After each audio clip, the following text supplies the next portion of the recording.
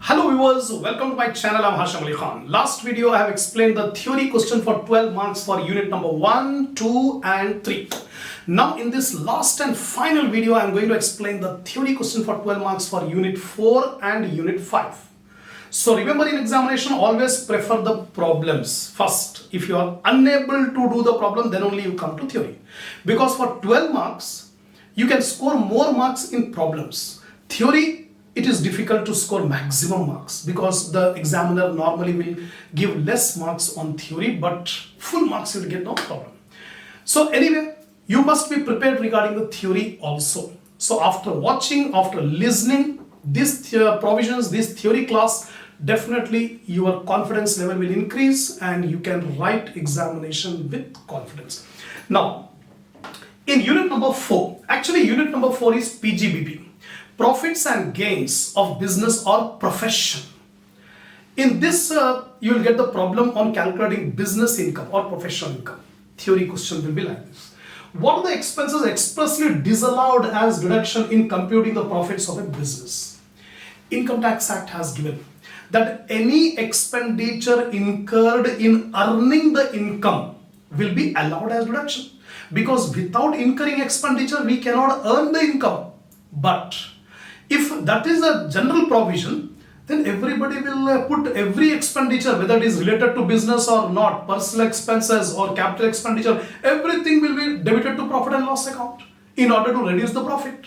So Income Tax Act has given that these are the expenses which are completely disallowed, expressly disallowed, not allowed as deduction. If these items are already debited to profit and loss account, and those items will be added back to net profit, inadmissible expenses, right? The examples of disallowed expenses are provision for doubtful debts, salary of the proprietor, personal expenses of the employer, personal expenses of the owner debited to profit and loss account. Similarly, capital expenditure incurred debited to profit and loss account, disallowed. Similarly, the expenditure which is not related to the current business, it is related to any other business, not allowed. Any expenditure which is not related to current year, it is related to previous year or the next year, not allowed as deduction. So many examples have been given, the expenses which are disallowed while computing the business income. If those disallowed expenses are already debited to profit and loss account, then we have to add back those expenses to net profit to find out business income. Next, come explain various points as per Income Tax Act that are to be considered for calculating depreciation. Income Tax Act has given elaborate provisions regarding depreciation because depreciation is a controversial item. Different methods are there for calculating depreciation. There is no precise method that every business will apply. So here to Income Tax Act says, depreciation is the decrease in the value of fixed assets when the fixed assets are used in the business, like building, machinery, furniture, motor vehicle. These are the fixed assets on which the value will decrease and depreciation has to be provided. Now Income Tax Act says depreciation will not be provided on individual assets. Depreciation will be provided on block of assets.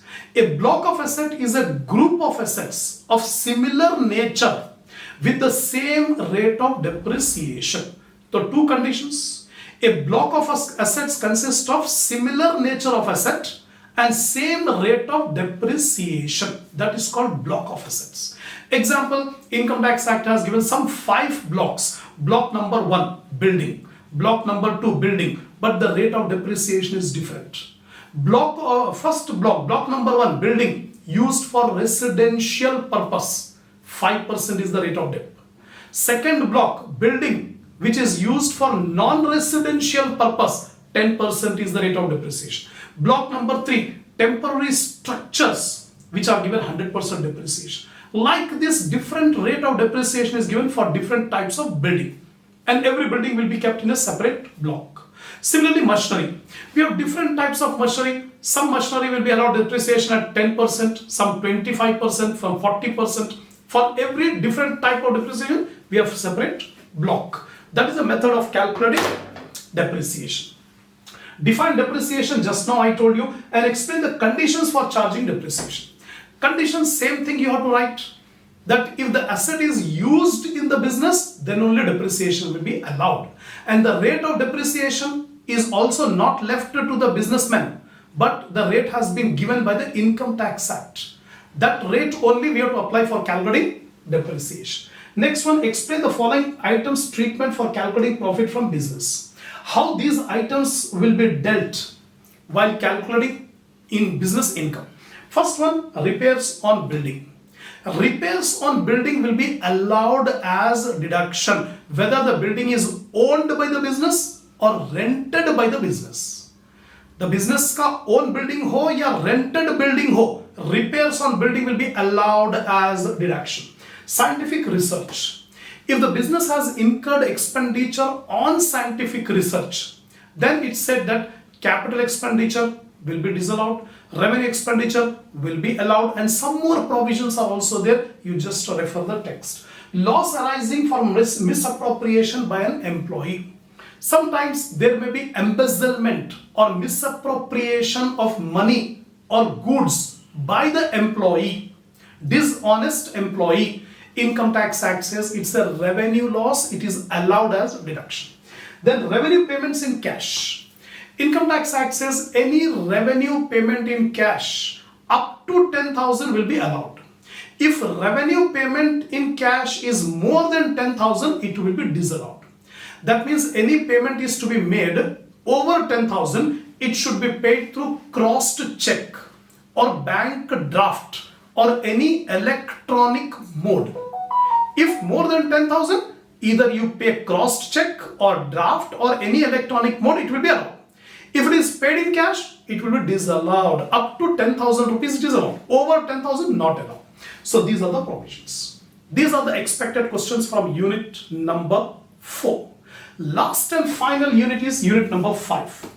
In this unit, two heads of income are there. Capital gain and income from other sources. First of all, define capital gain and explain the method of computing income under this head.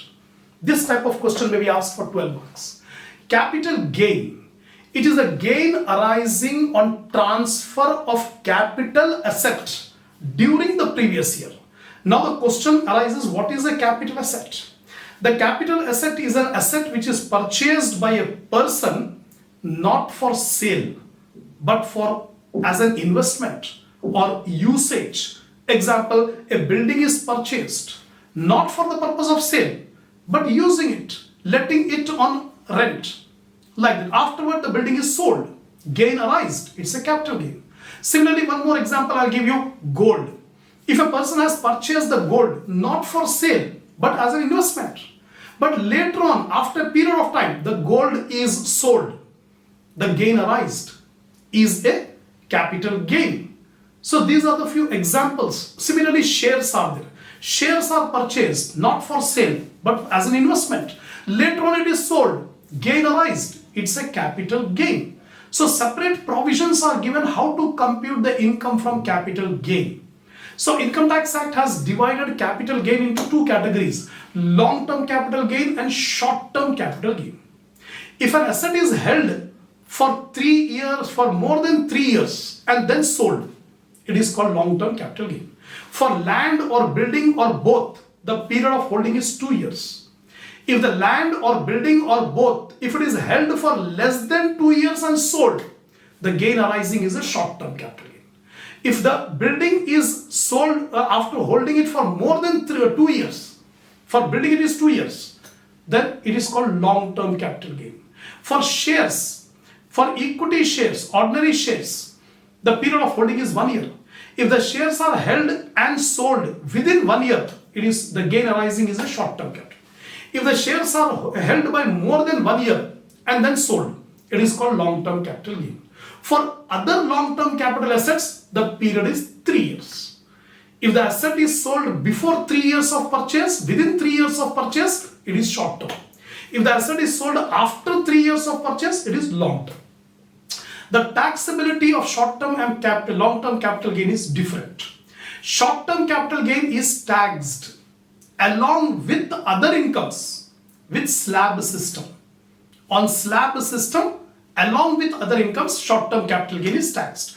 Whereas long-term capital gain is taxed at a flat rate of 20%. Separately, it will be calculated 20% flat rate for long-term capital gain. Now explain different types of securities from income tax point of view. Security is the debt instrument like debentures or bonds. Bonds and debentures are called securities. The people will invest the money in security. Now if the securities are sold, then gain arising or interest is earned on the security, it is taxable. So all the securities are divided into three categories. Fully taxable security, tax-free security, less tax security, and exempted security. Exempted security, no interest is taxable. Simply you have to write a note. The security is exempted from tax security, so interest is not taxable. For tax-free security, the interest will be paid, the tax will be paid by the issuing authority. So like example, tax-free government security. Tax-free government security, the tax will be paid by the government. So in that case, gross interest is equal to face value into rate by 100. For tax-free commercial security, the tax will be paid by the companies. In that case, first we calculate net interest. Net interest is equal to face value into rate by 100. Then we gross it up. Gross interest is equal to net interest into 100 by 90. This is for tax-free security. Less tax security, in that case, the tax has to be paid by the SSC. In that case, again, find out the gross interest. So these are the three types of securities. Explain capital asset and types of capital gain.